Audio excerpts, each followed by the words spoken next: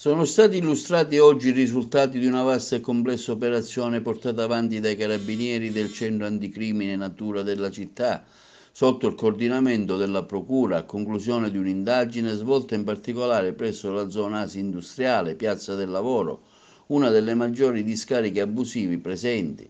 Le forze dell'ordine hanno potuto così accertare oltre 350 episodi di rifiuti abbandonati da parte dei cittadini e oltre 40 individuati tra titolari di società, anche con filmati di incendio dei rifiuti.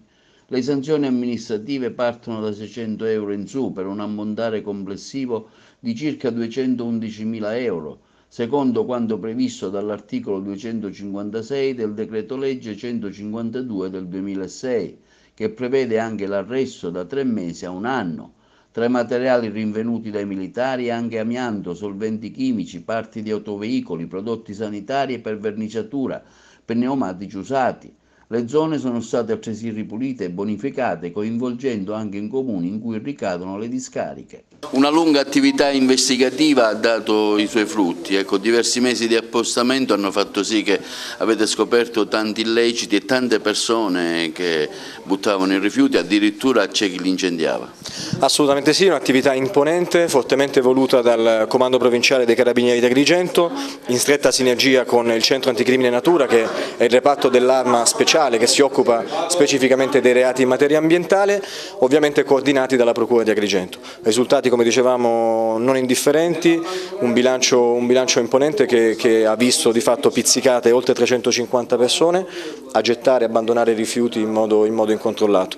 In 40 casi oltretutto si è accertato che si è trattato di persone che facevano capo a diverse aziende o enti del territorio, e quindi in questo caso i rappresentanti legali sono stati denunciati per l'abbandono, lo smaltimento illecito dei rifiuti.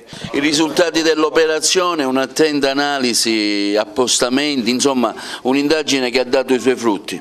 Assolutamente sì, l'indagine è partita dal controllo del territorio, ci siamo in qualche maniera attivati per verificare lo stato dell'abbandono dei rifiuti in tutta la provincia di Agrigento, e l'attività tecnica di intercettazione ambientale, ma non solo, gli appostamenti con i carabinieri in abiti civili, auto civetta, ci hanno consentito di verificare e accertare la violazione amministrativa per ben 350 casi di abbandono di rifiuti, e sono state altresì verificate 40 posizioni di ditte che quindi verranno e sono già state deferite all'autorità giudiziaria per abbandono incontrollato di rifiuti. Si configura un reato previsto dall'articolo 256 del decreto legislativo 152 che è la costituzione di fatto di una discarica abusiva.